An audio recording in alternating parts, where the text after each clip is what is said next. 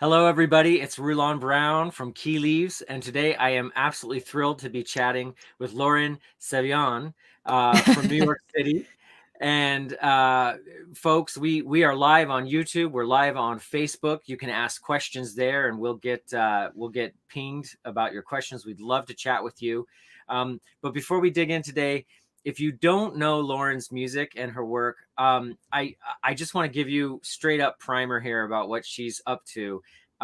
Really fantastic musician, educator, helping inspire young artists, but also in her own right across many bands. So sometimes when I interview people, I'll do a quick bio, and sometimes I'll pull things from other places. Lauren's bio is so stacked. I feel like I need to do it justice by just reading it a little bit for you. Okay. You know how some people have their bios and they're like influenced by the sounds of Dexter, and it's all these influences. Lauren's just like, Lauren kicks butt here. Lauren kicks butt here. And it's just constant, actual deep achievements and awards. So I'm going to dig in here real quick to give those of you who don't know Lauren and her music, just a quick overview of what she's up to and about. Lauren is winner of Jazz Journalist Award for Baritone Saxophonist of the Year 2020. No small feat. She's also the winner of the Rising Star Baritone Saxophonist in the 67th Downbeat Critics Poll. That's a big honor. And then also the Hot House Jazz Awards, Baritone Saxophonist of 2019. She's Grammy Award winning. She is one of the most in-demand musicians in the scene, especially in New York, where she went in 1997 to attend Manhattan School of Music, where she's also faculty now. She's toured with Artie Shaw Orchestra, the group Diva.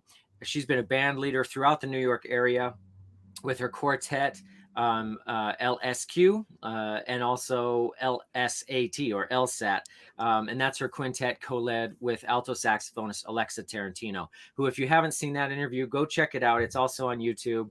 Alexa's a great saxophonist, and Alexa and Lauren collaborate in a wonderful quintet. All right. Let's see. They won Made in New York Jazz Competition. She is the co-director of the all-female collective Lioness.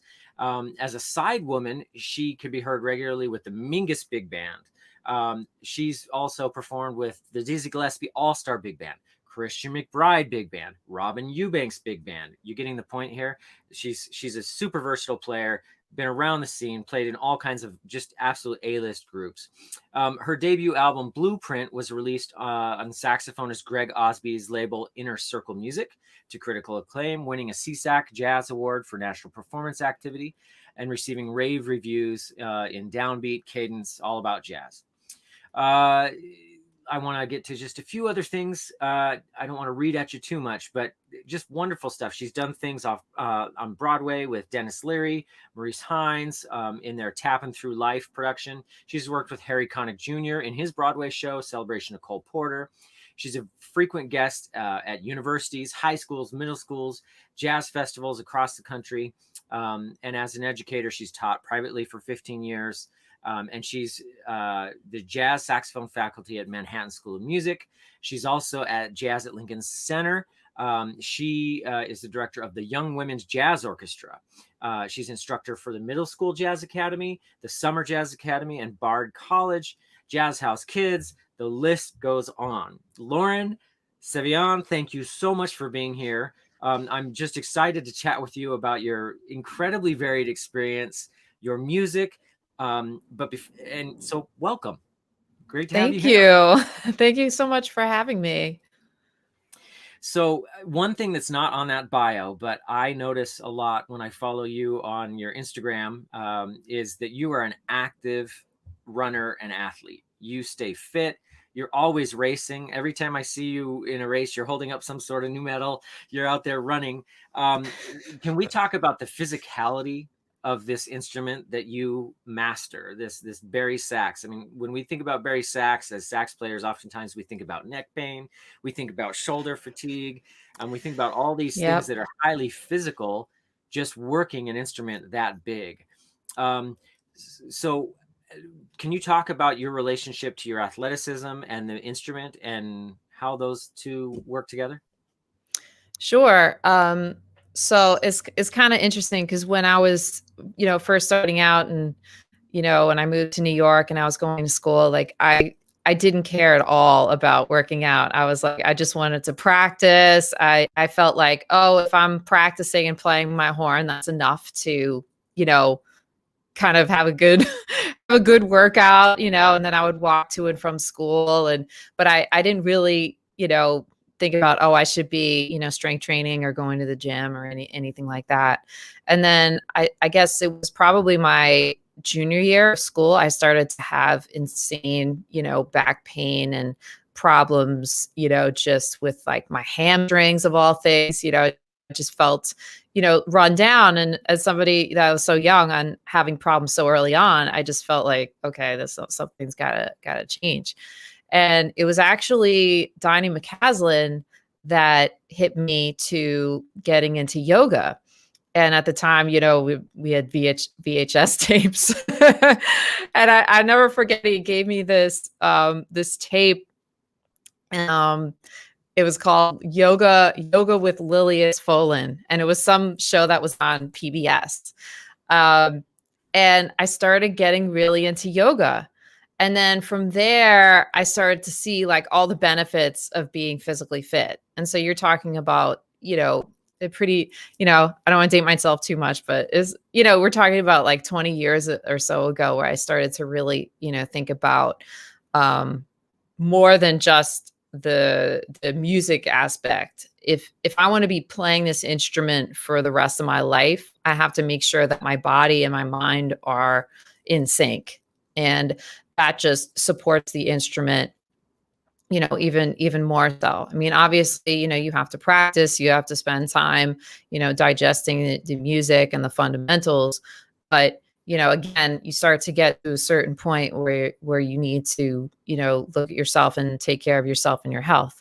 So then from there, I started, I started going back to the gym. I started strength training. And then, all through my 20s, I was pretty, pretty steady in terms of taking care of myself. And then when I got into my 30s, somebody introduced me to running, and I always hated running. I was like, oh, who wants to go out and sweat and, be out in the sun? Like, yeah, I didn't, I had like, I said, I have zero interest in this, And, it was a friend of mine at the time, and he convinced me. He said, if you run 1 mile, I'll buy you your first pair of running shoes.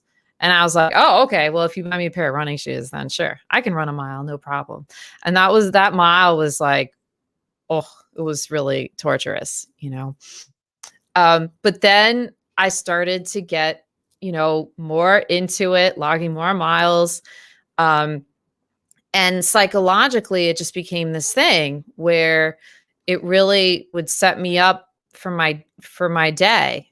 And I fell in love with it. It's funny, you hear a lot of runners talk about like they have a love-hate relationship with running. And that's really so true, because a lot of time when you're running, you're just like, I can't wait until this is over. But then when it's over, you're already planning your next run. So, I've been running, I guess, for the past, 6, 7 years. And then this last year with COVID, I started to just feel really, run down. And, the things like running and yoga that I normally enjoyed were not pleasurable anymore, because I just think the mental fatigue and the stress of like what we all have been through with this pandemic was taking its toll. And a really good friend of mine, his name's Matt Townsend. He's actually from your neck of the woods. He's from the Seattle area.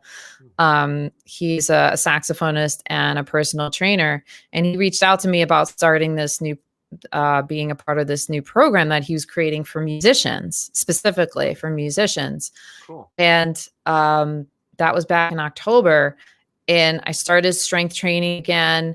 And literally a month into it, I kind of on a whim ran my first half marathon. And that was something that I always had wanted to do, but just was kind of getting injured and not able to really do the training. And suddenly it all clicked. And having, in a weird way, having a lot of this downtime this year allowed me to really focus and, you know, not only make some real physical changes in my body, because I just feel so much, I feel a lot stronger and able to capably handle my instrument, put my entire self into my instrument. That's always really been my philosophy. But mentally, I feel like I'm at the point where, okay, I can handle again when we go back to the touring and the traveling and the things that come along with being a professional musician. I feel like I'm going to be able to handle that so much better. I mean, it remains to be seen, but I do feel a lot more, confident in that. And then also creatively speaking, it's certainly reignited, I think, my approach and how I think about music in general. Wow. So that's the long-winded answer. No, that's great. But I think that, and also I love talking about running because I'm just like a nerd like that, but it doesn't have to be running. It's just, is there something outside of music that will enhance you to be strong, to deal with the music and to deal with life, really, Yeah. Well, there's three things that I want to react to in that answer, which I love. First of all, yoga scares me. My wife, when we were dating, she was training for a half marathon and she'd been doing yoga aggressively. And so to try to court her, she's like, come with me to the yoga studio. And I got an inguinal hernia from it. So yoga scares me. I've never done it again. Yeah. That's the thing sometimes with, I agree with you in terms of there's certain things in yoga. Like I've definitely gotten hurt doing yoga before because I felt like there were certain stretches and poses that my body wasn't quite ready for. Mm-hmm. But recently getting back into the strength training and then going to do all the yoga stuff, especially like more of the power poses, I felt like my body was just that much more able to handle it, And sometimes it depends on the class you go to or the instructor you may have. And if you just never did yoga and you jumped into doing like an intense power class, you can certainly, you can get a hernia. Yeah, no doubt about it. I think it was user error on my part. I'm not blaming the whole thing, but I'm timid from it. But I know she still loves it, and there's so much power that you can gain doing yoga. I have seen that for sure. The breathing, honestly, that's aside from all the asana stuff, and I'm not, a guru by any means, but the breath is always the most important thing. So even just practicing like the yogic breathing, like they call it, you activate the ujjayi breath, which is, when you breathe from the back of your throat. So when you inhale through your nose and then exhale through your nose, but it's hard to describe as I'm doing it. You feel the rumble. You want to activate this throat chakra. And it's kind of interesting what happens when you do that. But if you just practice different types of pranayama breathing, that makes a huge difference as well. If you just take 5 minutes in the morning and practice the pranayama, the alternate nostril breathing, it's that can give you a lot of clarity too, So it doesn't have to be necessarily just about the asana practice. It can just be like meditation or practicing different types of yogic breathing and doing really, very gentle, like you could do more of a yin style. Although you could you can get hurt doing yoga. No no question. I'm not trying to discourage anybody. I just, But you Yeah, should be careful with any physical activity. You want to, talk to your doctor and all that yeah. good stuff. The breathing though, that's so. I've done in my own saxophone practice. I've tried to do a lot with meditation, which comes a lot from, again, the yoga is a type of meditation, right? It's a type of Yep. guided breath body connection. Hmm. Um, and I found that really helped me relax in the moment and play and let things flow more openly. Is there any Hmm. connection like that that you've noticed from your breathing, maybe your throat shapes, anything like that in how you play? Well, yeah, a few different things, and sometimes I'm thinking about it, and sometimes I'm not. And I guess at a certain point, you just want to. It's like improvising. You're playing, and ideas are flowing out of you, based on the things that you've practiced and worked on. But one of the concepts that kind of comes from yoga and from certain types of poses is thinking about breathing from the ground up through your entire body, out the top of your head. So there's Hmm. certain poses, like a lot of poses that are rooted poses, like mountain pose, which just looks like you're standing there, But I if you could do think that. about it, if you're standing, yeah, you can everybody can do mountain pose if you're standing, if you can stand, but even if you're not standing, you can think about your feet, and how they connect to the ground. And it's interesting because I've had this conversation with my mom, because several years ago she had a spinal injury, and one of the things she had to relearn how to do was to be able to, stand and balance. And I talked to her about thinking about like your feet becoming almost like trees, like the roots of trees, and they spread out and really like sink into the ground. So in yoga, there's this pose called tree pose where you're basically balancing on one leg, and you have one leg can either be at your ankle, or it can be up on your shin, or your above your knee, depending on what's appropriate for you. So I like to practice that and think about, also, aside from mountain pose, thinking about breathing from the ground up and using the support of the earth. I mean, I get to like Yeah, get yeah. too heady out here, but these are some of the things I'm thinking about when I'm filling my saxophone with air, because I need to use, for me, I have to use sources, not just myself, but I have to think outside of myself. How can I use the ground to support and strengthen me? How can I use that to support my airflow? You know, and Cool. that the biggest takeaway from yoga should be about breathing, and just in standard saxophone practice, there are different types of breathing that you can work on. Also working on counting your breathing, slowing your breathing down is very helpful as well. And then again, it also allows you to get into this meditative state that you want to get to when you are playing, you Hmm. know. And And some things I've gotten into a little bit thinking about. Um, so just to take another, grab another concept from yoga, this idea of the third eye, your intuitive, spot of intuition, trying to activate that as much as possible, while I'm playing. So that's just, those are just some things that I, sometimes I'm considering when I'm playing, and sometimes I'm just thinking about what I'm playing. It's all that, happening at once. yeah, as it should, right? That Yeah. flow.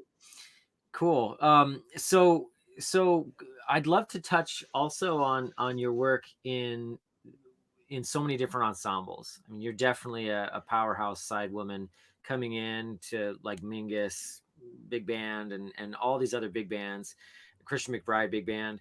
When you come in and you're entering a new group, right, a new vibe on the bandstand with a new book, what are some things that you might do to center yourself down to the earth, so to speak, in that new forest, the new environment? Yeah, just being able to deal with reading music on the fly, things like that, and like, oh yeah, oh, you think you're going to get the charts ahead of time and all that? Maybe in certain situations, for sure.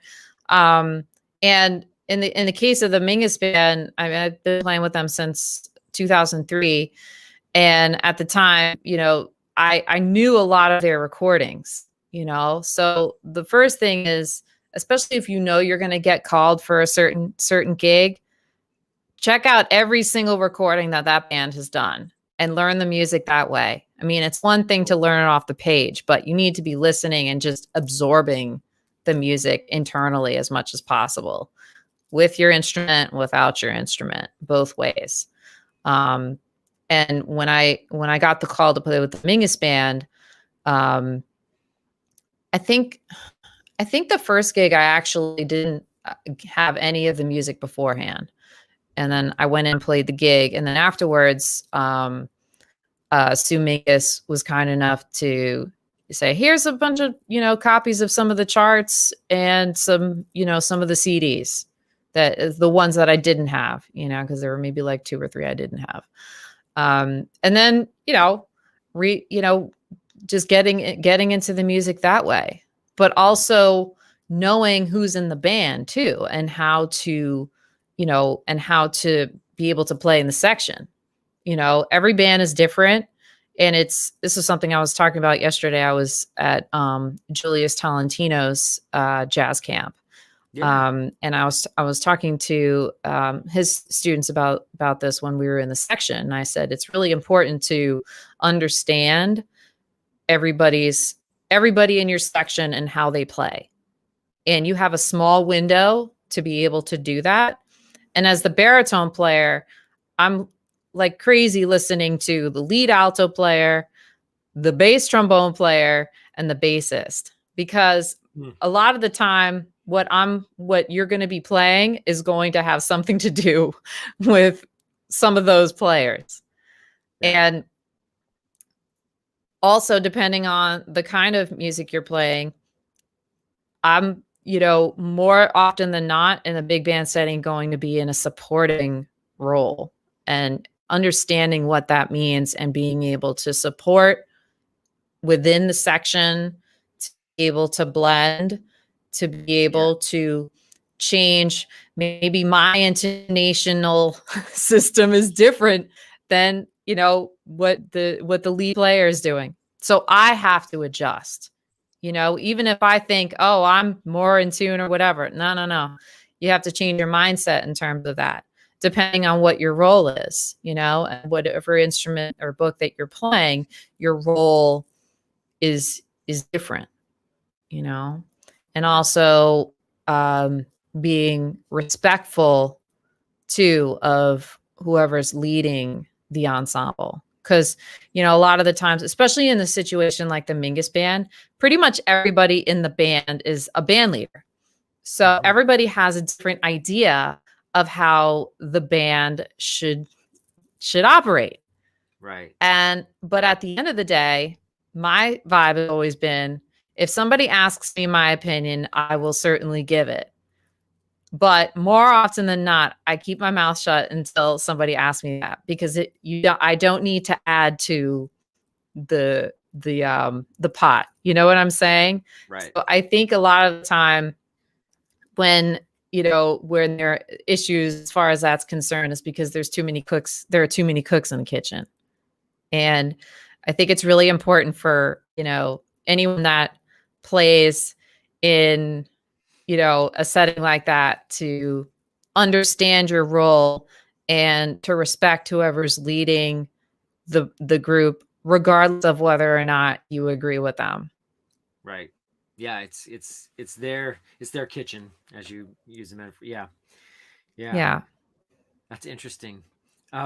So what about in leading? You mentioned Julius and the Julius Tolentino summer camps. I saw some footage of you rocking out with them. That sounded great, by the way. Get to Lauren's page and you'll see that. And also check out Julius Tolentino, another Key Leaves artist doing great inspirational work for young people in the newer New Jersey, New York area. So what about when you're working with like the Young Women's Jazz Orchestra at Kennedy Center, and you're the cook in the kitchen? You're helping, Well, so that yeah, so that group is actually it's a high school group of young women. Some like couple maybe some junior high school, but junior high school and high school, an all female jazz orchestra that's part of the educational program at Jazz at Lincoln Center. It's part of their youth programs. So because of COVID, it's been on hiatus. Oh, But yeah, unfortunately, but it's been in existence, I would say, the last 3 years, 2 to 3 years.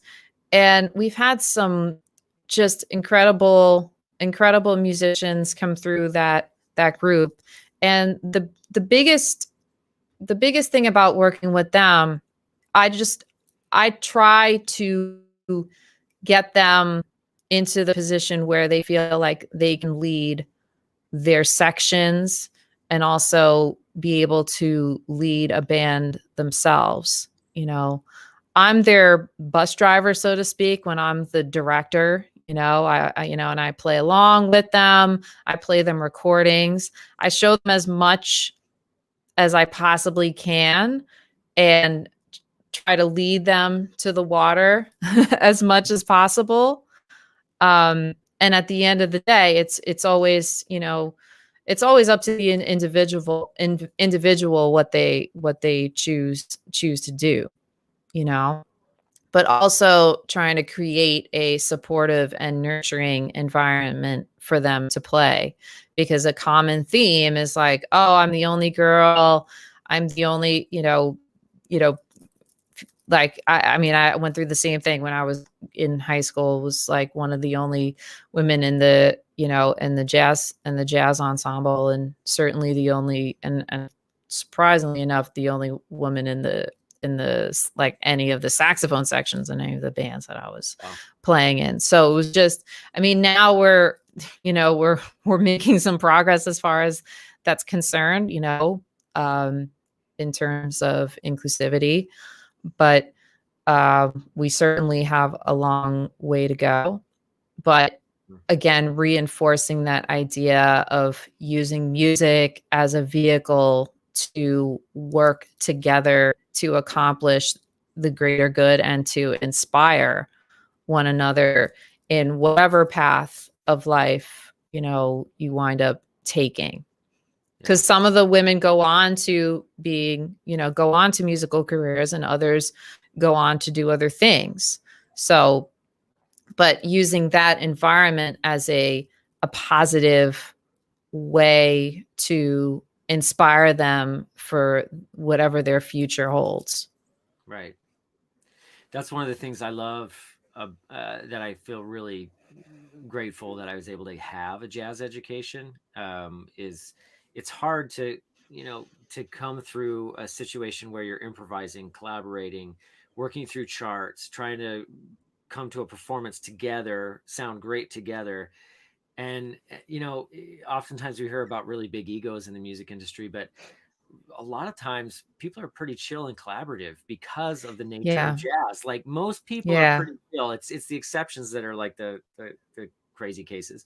But I think Yeah. most of the time, we are trying to nurture each other up into cooperative leadership and sounds, and that's fantastic that you're doing that work, especially with young women in jazz, because um I've got a daughter who's learning sax, and it is interesting to see the assumptions made about her just because she's picked up an instrument and she's not a boy. Yeah. And Yeah. having taught young women in my private studio, we do have a lot of work. We've got a lot of work to do, because there's a lot of good old boys club set up, entrenched. There's a lot of unquestioned assumptions and institutional bias there. Um, what maybe direction? I don't know how to ask this question. Let me see. What kind of things would you love to see change next?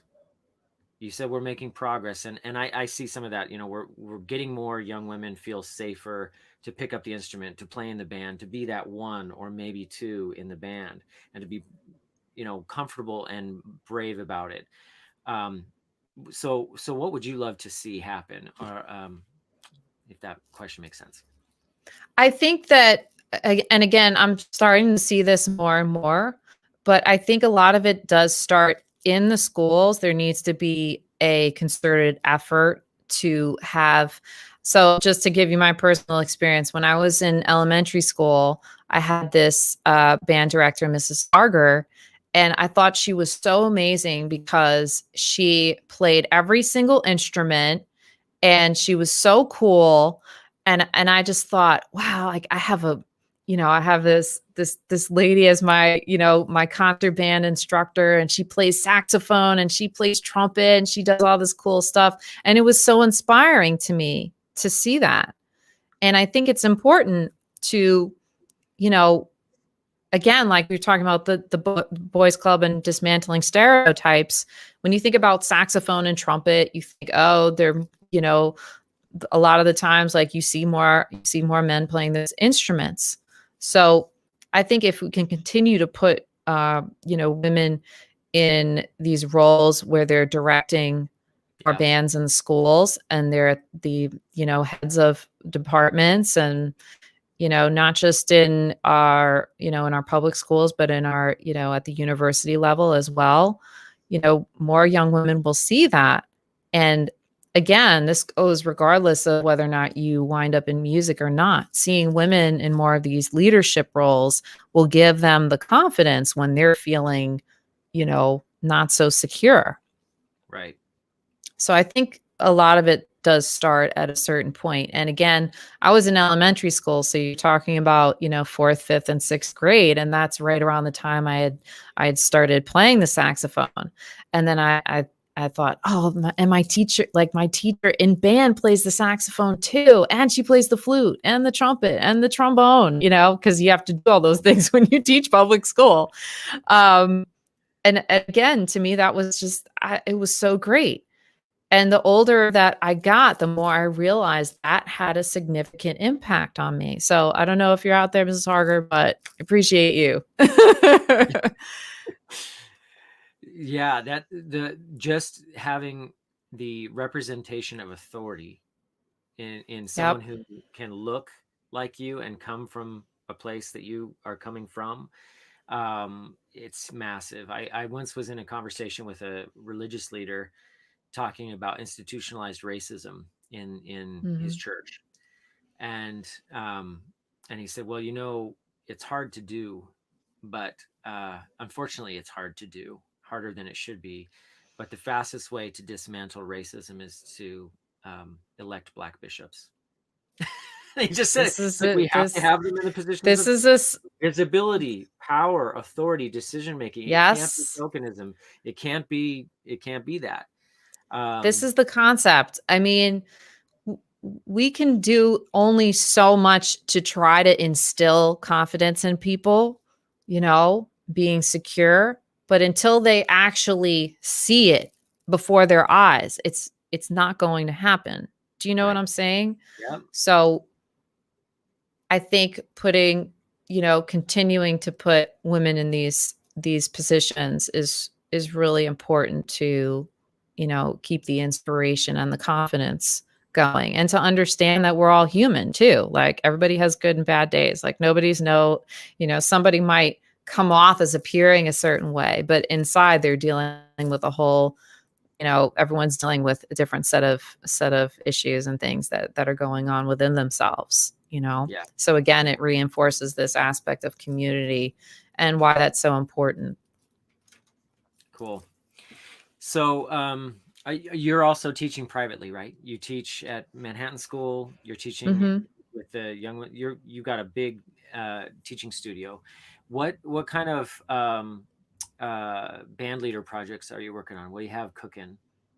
So a few different things. So we had talked earlier, I have my quartet, the LSQ. So we've got a gig coming up in August as part of the Montclair Jazz Festival out in New Jersey. So we'll be playing August 14th, and in the band that day will be Mickey Yamanaka on piano, Boris Kozlov on bass, and EJ Strickland on the drums. So I'm looking forward to, it's been a second since I've done some quartet with my own project. So I'm really looking forward to that. And I've of course been thinking about, I like to do another record because it's been a couple of years at this point. So it would be great to do something, either by the end of this year or the beginning of next. And I definitely have some new music that I've done the last year or so that I'd like to get tracked. So that's definitely in the plans. LSAT, with Alexa, we've been talking about, we want to do a record at some point. So hopefully that's going to be happening. I feel like as things are slowly, kind of getting back, like we're all going to start thinking about, okay, I want to record this, I want to record that, and then just wind up doing everything at once, Yeah. And then it's kind of happening like that. And then this collective I co-lead with guitarist Amanda Monaco, Lioness. We've got some gigs coming up. We're going to be playing at the Northampton Jazz Festival in October. I feel like we have something in the beginning of the fall as well, but now it's totally eluding me as to what it is.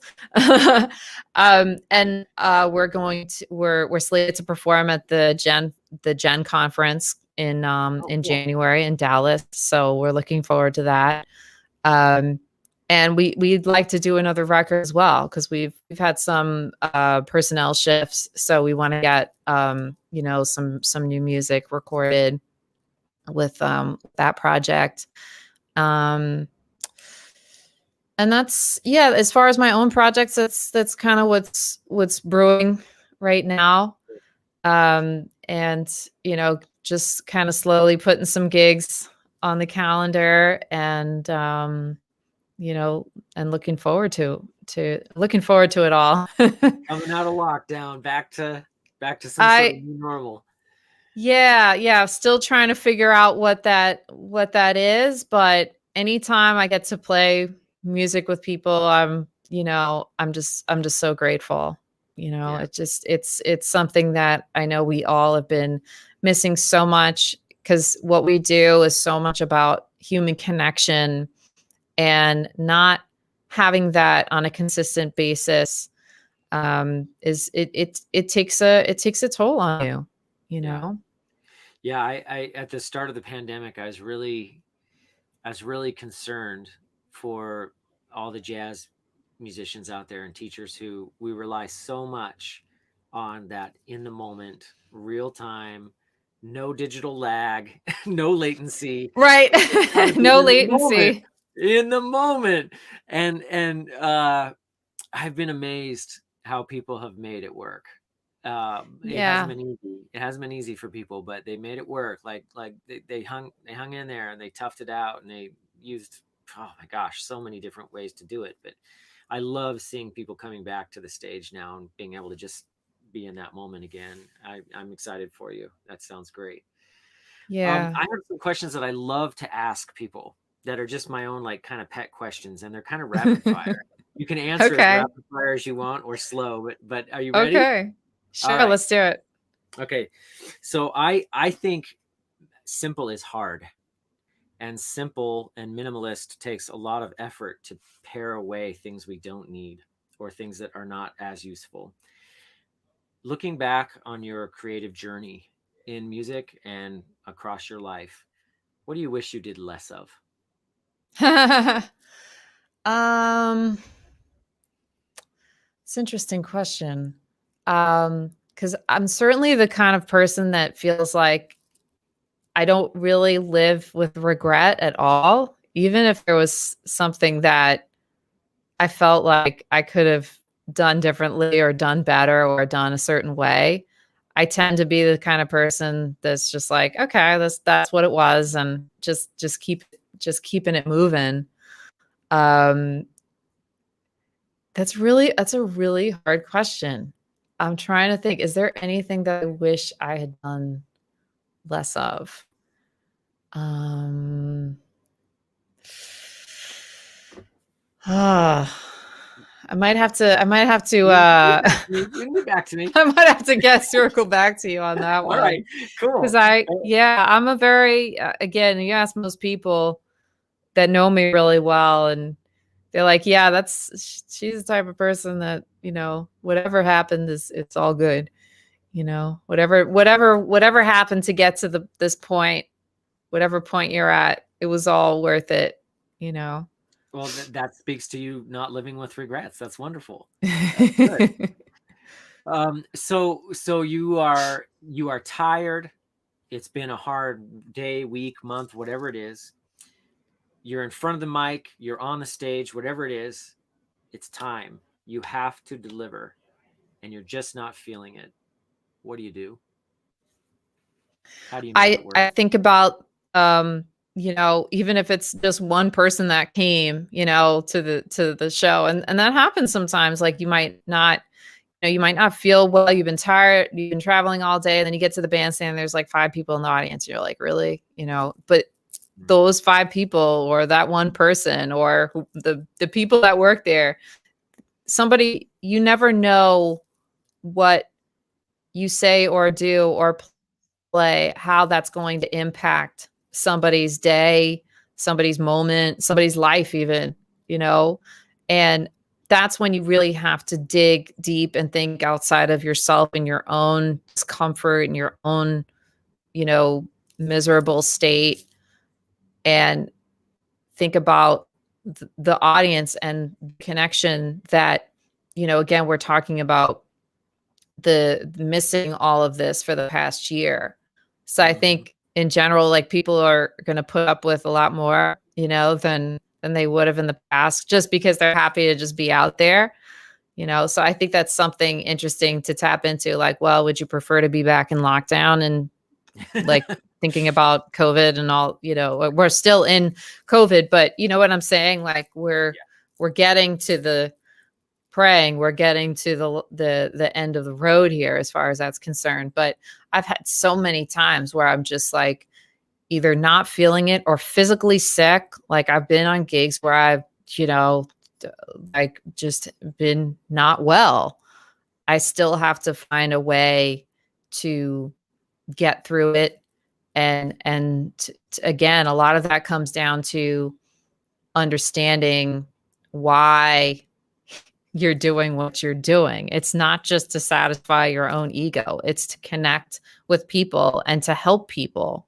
And that's what music is all about, and what it should be about. I mean, this is a love thing. So those are the things that I tell myself when I'm not really feeling like, and again, like you're not like, not every gig, not every performance is going to be like knock it out of the park or just going to be so amazing and killer. It's just not how it is. And that's okay. It's okay to have like bad performances and great ones and mediocre ones. Not every time is going to be like, John Coltrane coming down from the heavens, it's just not, it's not reality, Right. I love that. So I think being comfortable with not every, just to kind of equate it back to running. I mean, it's the same thing with running. Like not every run is going to be your fastest or your best or whatever, but you at least like put your running shoes on and went outside and tried. And I think it's a great metaphor in terms of, well, at least I had the thought, or I have like a grandiose idea of what I'm going to try to do. Yeah. And to try to tap into that as much as possible. But dealing with that kind of road fatigue and being ill and things like that, you have to, again, just be as resilient as you can, but also think outside of yourself and why you're there in the first place. Yeah. I love that answer, because I heard in 2 different ways you speak to remember the why. Remember the why and the who of your practice.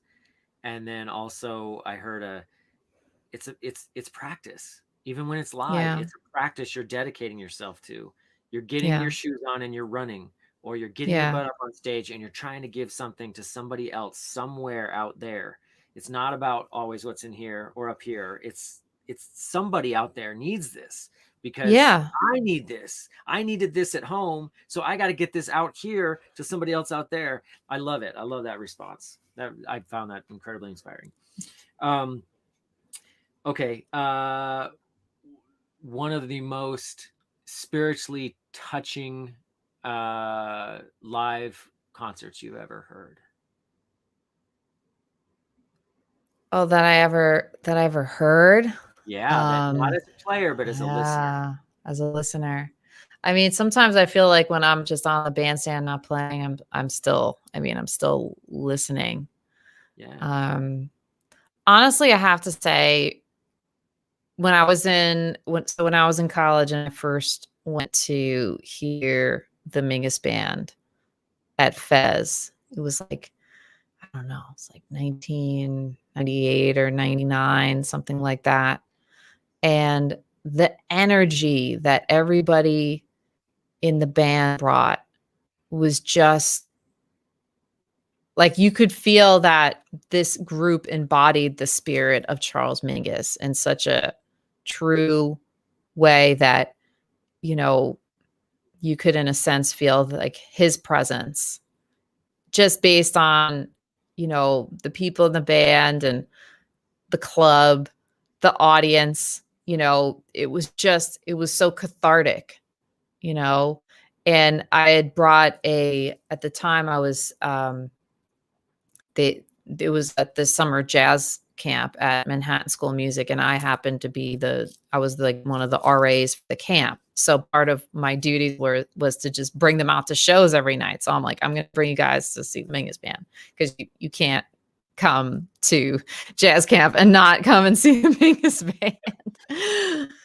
So for me, that has to be, you know, one of the top, you know, like, and plus like being with all these kids too, they were just mesmerized, you know, and I felt good just knowing, oh, I brought them here. Yeah, like I did that, Yeah, you right? know.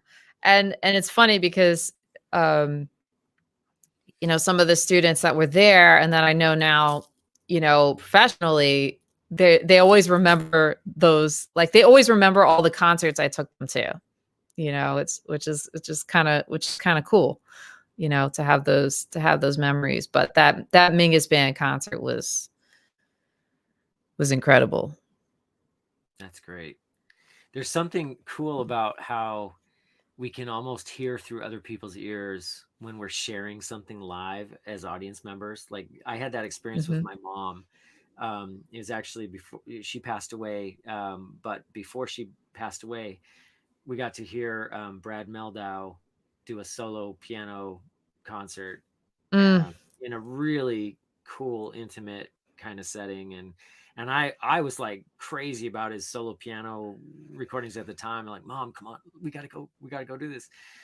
And and yeah, that feeling of like knowing that the person next to you that you brought is like getting it and feeling it and yeah, like you love it. It's like it that's the beauty of what we can't quantify, right? We can't like we can you measure can't. air pressure, we can measure electricity, we can measure so many things, we can measure atoms and electrons, but that feeling in a room when there's a really great performance filled with life, and then we're there like and we're there with the people we love, like that we can't measure that, and that's why we keep going to live No. music. That's why we have to have it in our lives. Yep. Yep. It's that's awesome. I love that you got that gig as the RA and you're just like, we're going to Mingus. We're gonna go do this. Oh And yeah. I mean, I took like, I made sure I said, okay, we're going to the Vanguard.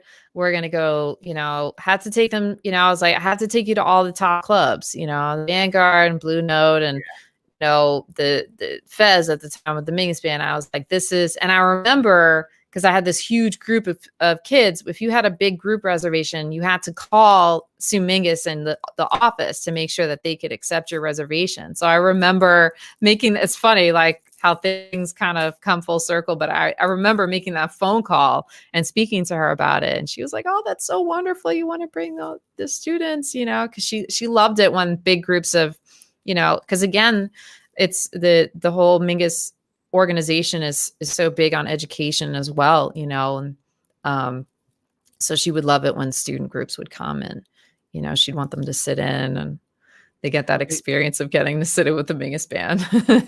So I gotta ask, at that moment in your life, you're an RA, you're still a young artist, right? You're with these young artists. Did you think you'd be playing in the Mingus Big Band then?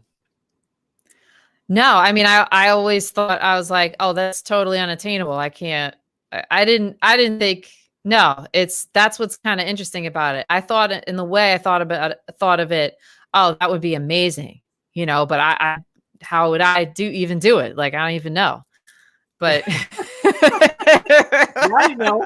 but those were the thoughts that went through my head. Like, what? Like, I mean, when like people like Ronnie Cuber and Gary Samoyan are here, like, why would I be doing this? You know? So, and I certainly, you know, still feel that way in a lot of respects, but you know, again, you start to see like a lot of this, what jazz is about is like, you know, sharing the joy, you know, and sharing the wealth and sharing the gigs. Yeah, this is true, right? Yeah, the people you know then call you, hey man, can you cover? So yeah, exactly. That's how it works, you know. So you also, you know, a lot of the time, you know, you can't ever, like, as much as I love playing with that band, like there are other people that play with the group, and you should never, like, you know, my advice to people is that don't ever covet any kind of gig, you know, and no gig is like worth, you know, it's not the end all be all of everything all the time, you know. Use it as experience, and being able to, you know, use it as an opportunity to be able to learn and grow with the other people that you're performing with, you know. Yeah. So speaking about influences, you mentioned some other great players there. Who are, when I, well, I don't want to be okay, I'm going to be presumptive a little bit. When I hear you play, I hear a lot of inflection in it. Like you're really like laying into it. There's times where you'll really bend notes and you'll do some really beautiful articulation things that sadly I don't hear a lot of these days, especially on the internet. You know, you just hear people doing waves of notes, but there's very little like soul and inflection and bending and that kind of nuance that really makes your voice your voice. And so can you talk about maybe how you think about your articulation and your voice on the bari? Sure. I mean, to me, I feel like the baritone is kind of an extension of myself and how I would, you know, communicate if I, you know, was like really a vocalist, you know, in the sense that I try to really sing through the instrument. The instrument is just a medium in how I approach creativity, really. You know, it's just my tool, you know. That being said, I would say that probably my approach and my style is just influenced by stuff I've checked out and transcribed and kind of developed into my own thing, you know. And I certainly enjoy, you know, rattling off a ton of notes. You know, it's sometimes very satisfying, but not everybody's going to connect with that. You know, a lot of people want to hear a melody. And again, we're getting back to this idea of like, how do you connect to your audience and how do you move them? You know, and I think a lot of it is just through trying to have a conversation, you know, trying to, you know, how do you enunciate certain words? How do you leave space? How do you allow the other person to, you know, receive what you're saying and then take it back? You know what I mean? Yeah. And I think, like, you know, there are so many different approaches, and mine, I'm coming from a pretty big, you know, influence in terms of like, I've listened a lot to, like, you know, so Pepper Adams is definitely, you know, somebody who used a lot. I mean, he played lots of notes, but he used tons of inflection in his playing. Yeah. you know, and how he phrased. And that's why all of the notes and stuff, to me, at the end of the day, it's really about how he phrases all of that, you know. And I listen to a lot of, you know, Dexter Gordon and a certain period of Hank Mobley, you know, Stanley Turrentine, big, like huge Stanley T, like tons of Stanley Turrentine. So I think a lot of that, you know, probably has just, you know, worked its way into my own thing, so to speak. But I still sound like myself, you know, and that's what I try to encourage my students. Like, yeah, you need to transcribe. And also try to, you know, check out some players that maybe like you give a listen to and you think, oh, that sound isn't for me, or, you know, try to expand, try to think beyond, you know, what you really just like, you know, at first. Try to dig a little bit deeper, and because I think it can really add overall to, I just to give you an example, like, you know, for me, sound wise, Jerry Mulligan wasn't all like, I don't know, don't kill me or anything, but like Jerry Mulligan, I like for sound wise, I was more into Pepper Adams. Like I was more into kind of the, you know, a little bit of a you know, tougher, like I hate to say tougher. Oh my gosh. But you know, those are two very different baritone sounds. Both are great. For me, I was more aligned with the Pepper sound versus, you know, the sound of Jerry Mulligan. But when I studied with Joe Temperley, he's like, oh, Pepper Adams, like I never got into his sound. And I was kind of like, what? Like I was crushed, you know? And then, but I was studying with him at the time. So I was like, okay, let me, you know, so when I was with him, I checked out more Harry Carney, you know, and then I got into Jerry Mulligan, and then I really got into Jerry Mulligan, where I was just like listening to it nonstop for months. And then it was a sound that I initially wasn't so into on the bari, you know, on the baritone. Always loved his writing and, you know, his tunes and the association he had with Chet Baker and all that. But like in terms of the baritone sound, again, I was coming more from this, you know, sort of Pepper Adams, bright, edgy vibe. So another thing I always say, like, don't, you know, stay open as far as like what you think you may or may not, you know, you may or may not like, because there's things that you can really glean from all great music. Yeah, that is such good advice. Such good advice. The for me, that was Bill Frisell.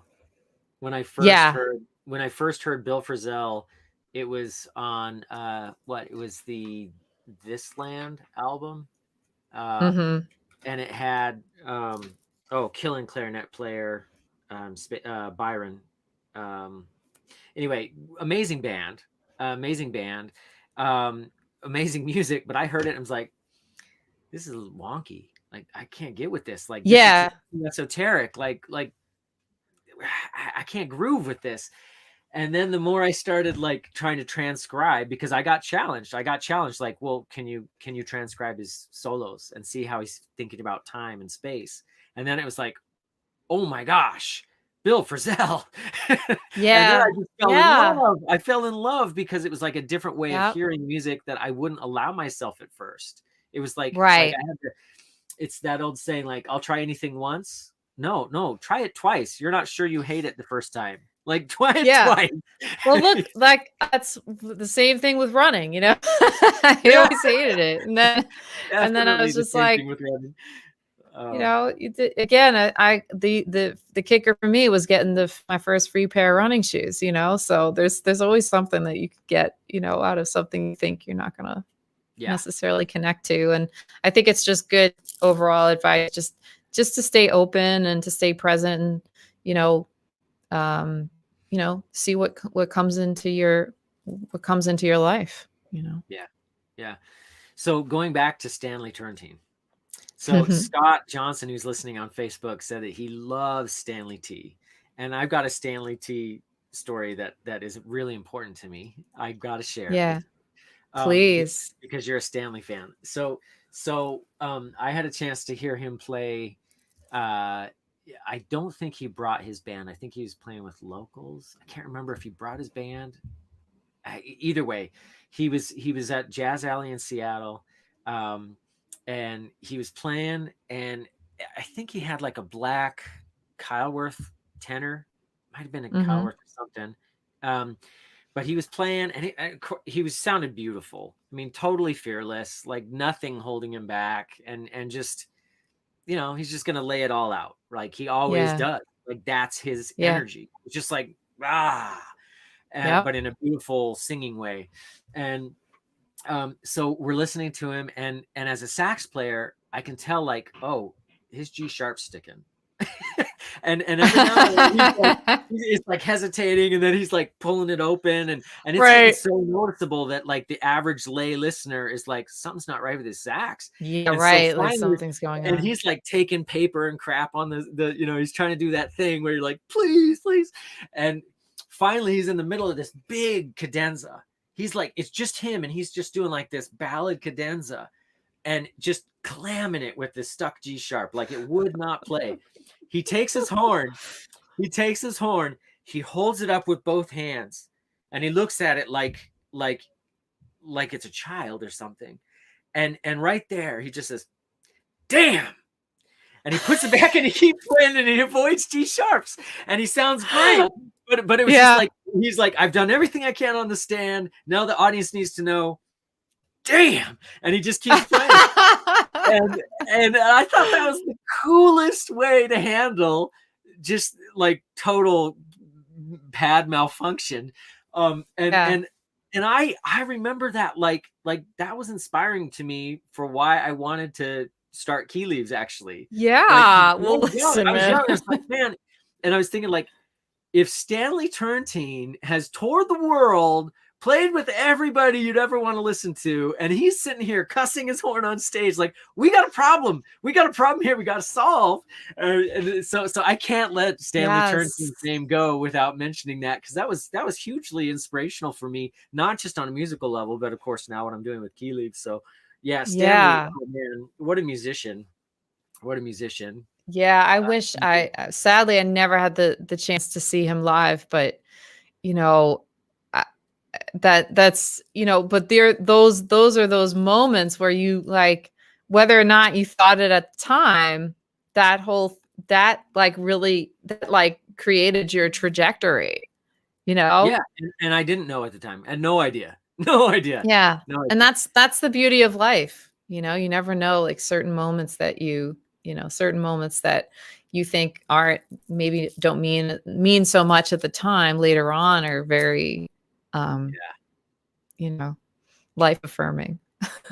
So I want to circle back to something that you said when we were talking about physicality and health and strength and conditioning to be ready for the road, and how you felt like you'd be a little bit more ready now because of what you've been doing during the pandemic, and how you feel a little bit more like, okay, game time. I think that's really something, like, I had no clue. Like when I first started touring I was in college, and I was like really lucky to get this gig touring with an Irish influenced trio when Riverdance was like the rage. And it's like we had gigs lined up, and we were touring, and I'm playing like flutes and saxes and wind synths, and it was like a great first touring experience for me, because it was nice concert halls and everything. But in between the like, hey, we're booked on the arts circuit doing legit concert hall performances, like that was great. But then we're cramming into like Dodge Caravans, and we're like piling on. We're just like crumping in after trying to be physical and open and relaxed on stage. Now we're gonna drive for 10 hours. And it's exactly. if you can. And then it's like, go sleep in a crappy hotel bed with horrible pillows, and like, and as even as like, what I was like, as young 20s, it took a toll on my body, right? Like it is, the road's intense. It's much more physical than we think. Do you have any insights about how you try to care for yourself when you're on the road? maybe the I Yeah. will not, or I always, anything like that, that you've learned from touring? Yeah, I mean, well, part of it too is just acknowledging like there are gonna be some nights or some mornings where like you're up at like 3 or 4 to go to the airport that's 3 hours away to go take a flight that's gonna get you to the hotel where you have 20 minutes to get ready for a sound check. Like that's kind of what we're, like preparing our minds to deal with those uncomfortable moments. Um, I think acknowledging, yeah, there's certain days and times and things like you're not going to be able to, you're just not going to have the time to work out. So, but there will be times where you do, so even if it's like, even if I have 20 minutes, running outside, or if there's a treadmill or something, is going to be better than nothing. Yeah. Or if you're just like, okay, I don't have 20 minutes, but I mean, I don't want to run, but okay, I'll do this 20 minutes of yoga, or I'll do 20 minutes of a quick, you know, um, strength training workout that involves like, some push-ups and some, planks and things that you can do that you don't need weights for, Yeah. Yeah. um, because those little bits add up, to at least just, okay, I physically feel a little bit better. I got the blood flowing. Do push-ups for 1 minute, 1 minute. And you're like, okay, like this is not easy, Yeah. like just to get your body like moving and ready for those moments where you're just going to be like a ping pong ball or in Wow. the I just had a vision of like, the like an arcade game with the balls like going all over because that's how it feels a lot of the time when you're out on the road. So that's another reason I got into running, is because you can just do it anywhere. You just need your running gear, just bring your Yeah. running gear everywhere. Yeah. Um, if you can, just getting sleep wherever you can get it, take it if you can. If you're like, okay, I have this 20 minutes, but right now, to be perfectly honest, like the 20 minutes is going to be better for a power nap Yeah. than a 20-minute wake workout, And again, that kind of depends on your personality. Like some people are like, no, I'd rather get 20 minutes of workout and lose the sleep. You just have to know your body. I Yeah. think that's a key. And I've talked to other people about this. Like I know certain people that just can function on less sleep. Like they'd rather sleep less and get their workout in or whatever than not. And again, a lot of that is just knowing yourself, but trying to get enough sleep, hydration. Mm. Hydration is actually a huge thing that a lot of the time your energy levels dip because you're not properly hydrated or you don't have enough electrolytes or potassium or whatever. So I I mean there's when I go on the road, it's funny. Like I always have like a huge water bottle. Like you'll see me on stage with this like giant pink water bottle. You'll see like my Adidas, unless I get a new one. It's like a giant pink Adidas water bottle. It's so huge and it just looks kind of funny, but I don't care. Like I have that on stage with me at all times because I need to have a lot of water when I'm playing. And also I'll have a bag of like protein bars and Yeah. almonds and things like that. Because again, like you never know what you're going to wind up eating on the road. So you should at least have something that like, okay, maybe a protein bar sometimes is not like, it's more ideal to have like real food, but I'd rather have something that I know has balance that's balanced than, Yeah. be like starving and then, have to like travel and play, because you might have those days where you're like, okay, there's no food anywhere, no food on the plane, but at least I have these protein bars and that's going to Yeah. get me through like through the food aspect. So I think hydration, like not staying up like crazy late, like go back to your hotel room after the gig. Like don't be out hanging out all night. Like Yeah. that's the killer. And of course, when you're in your 20s, like that's what you want to do. And I certainly did that myself. But now that I'm in my 40s, I'm like, no, I'm leaving. I'm going Yeah. to sleep so I can get up and, like do what I need to do to feel like kind of normal, Yeah. Yeah. Yeah. And when you said protein bars, that reminded me like protein bars with fiber, because if your Yeah. body is like sitting for hours in like hurry up and wait, like you're not processing right. Like you got to have No, you're healthy, not. You're just and you're sitting eating there road and food. Sometimes it's like greasy burger meets whatever the heck you can grab, and it's yep. yeah, yeah. Well, that's cool. I'll have to keep an eye out for your big pink mug. Mug there. The 55 Hydrate. gallon drum of water that you have wheeled You'll out. see me with like by most of the time, like if listen, I'm definitely the person if you're out in the desert you want to be stuck with, because I'm gonna have the water and I'll have at least like a couple of I'll have like a Cliff Bar or something that we won't Nice. completely starve for, well, unless it's more than a day or two, but then we're in trouble. But I'll have something, you know. Hey, we got a comment from Scott. He says he went on the road in '76 straight out of high school. That's awesome. He toured for many years and he had to stop playing due to total kidney failure, but he's trying to get back Oh into it. wow. And he says, Wow. "You're currently answering my questions, Lauren." Thank you. Okay. Well, I'm Yeah. glad to hear that, and I'm sorry to hear about your health issues, but I'm glad that you're getting back into playing. I think the best thing is to just listen to your body and take your time, and rest when you need to rest, and move your body when it feels like the right thing to do. You know. Yeah. So, can we pivot? I know we've been going a long time. Do you have time for some gear questions? You I cool? have a few. Yeah, I have a few. What time? It's okay. So I should We've been in going a like bit. This has been maybe we yeah. should make it into another session. um, uh, okay, I don't want to keep you too long, but real quick, can you talk to us about your gear setup? Everybody always wants to know about gear, Sure. especially on Bari, right? Like, so Yeah. what is your setup like? So I have a buffet crampon 400 series baritone. I have a lacquer one and I have a matte finish one. That's funny. I use the matte finish one for like that's like more my traveling horn.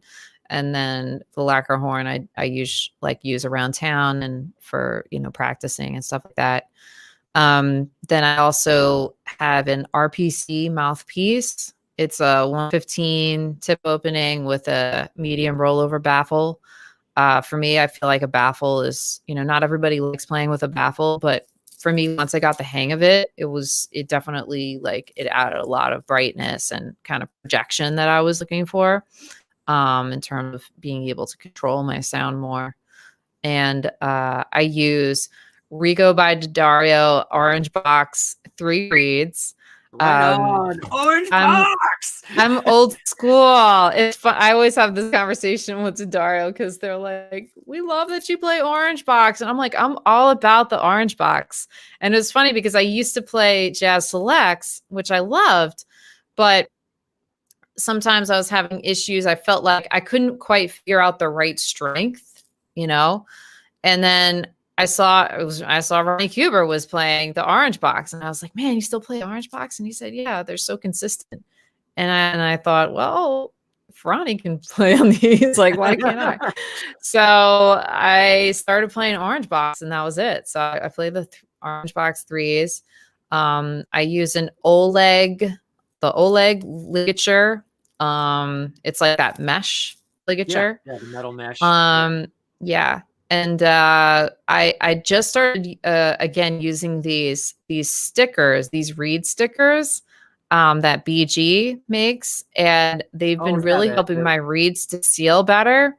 Yeah, I mean, and a lot of the time, like if a reed feels too hard, I'll put one of those stickers on, and it totally changes the way that the I don't know exactly what the technology is behind it. I mean, because I'll just show you real quick. Huh. Yeah, I'm not hip to this. So, I mean, you can see the bottom. Ooh, there we go. I'm Oh, reversed here, so that's why I'm like struggling a little. So you can see the bottom of the sticker just sticking out. My light is really bright, so you might not be able to totally see it, but the sticker is underneath my ligature there. And there's something that it does where, like, especially reeds that if you have problems with the reed sealing, it hmm. totally changes that. so Wow. that your reed will seal properly. But I've been using them the last like few months or so, and I've saved a lot of reeds, because like some Oh, reeds that I cool. thought were like maybe too hard and I would have just chucked, I've been using. So I haven't been going through my reeds as frequently, so I say check it out. Okay. Again, BG France makes it. And then I also use the BG France shoulder strap. It's Cool. called the Comfort shoulder strap. It's has this little cushioning. So I prefer the shoulder strap versus a harness. To me, the harness, like I used a harness for many, many years, and then it just started to feel to me a little bit too constrictive. So, and I didn't know that they had made a shoulder strap. And I think actually I saw Claire Daly was using one. I was like, oh, what is that? And she said, oh, it's shoulder strap. And I thought, oh, okay, well, because I used to think, oh, it's just a neck strap and just the harness, but lo and behold, there's a shoulder strap. So, and then of course I have my key leaves here, so I have. Oh yeah, the bari setup. Yeah, so I have for the low E flat, and then for the C sharp. So Right on. again, they keep that, the pesky G sharp, one of the same problems that Stanley T had if you use it consistently. Have you ever used a Reed Geek tool on your reeds? I experimented with it a little bit, and I used to be all into, like, I have a file, I used to be into all that. But what I started, I kind of got away from that because I felt like I didn't quite know. I feel like I ruined more reeds than I actually enhanced. So what I normally do with my reeds, I have this, I don't know where it is right now, but I have this, it's almost like a Tupperware container with all the reeds I haven't played yet. And when I first get them, I put them in the container with one of those humidifier packs. So the like one of these things, and just put them in the Tupperware. You could probably use a Ziploc bag too, and then that way the reeds kind of marinate in. That is, if you like a reed that's kind of and again, it won't get like sopping wet. Just it'll still be dry, but it just kind of, to me, it just gets the reed a bit more play ready. But some people are more into the concept of a drier reed, so it might not. I say, like, try it and see if it works for you. But for me, I started getting into doing that more than actually like filing and shaping my reeds. I just, for me, I was like, I don't, more times than anything, I'm in a situation where I need to just throw the reed on the mouthpiece and have it play. Yeah. I think all these tools and things are great, but again, you have to find what works best for you and go with that. Yeah, absolutely. Absolutely. Wow. Well, thank you so much for your time, Lauren. It's been a pleasure to chat with you. My pleasure. Thank you so much for having me. Again, like 2 years ago. Yeah. We've talked online a little bit, but it's really fun to visit with you. Thank you. Thank you so much for having me. Yeah, it's been great chatting with you. So we'll have to have you back another time, maybe for like a I would love master that. class or something. That'd be amazing. Sure. Yeah, let's do it. Okay, but I'll let you get back to your day. Thank you so much, Lauren. And folks, my pleasure. Do go check out Lauren's website, laurensevian.com, right? Yes. And see what she's up to there. Follow her on social. Wonderful musician. Thank you so much for sharing your time. Thank you so much for having me. Appreciate it. All right. See you soon. Bye-bye. Okay. Bye.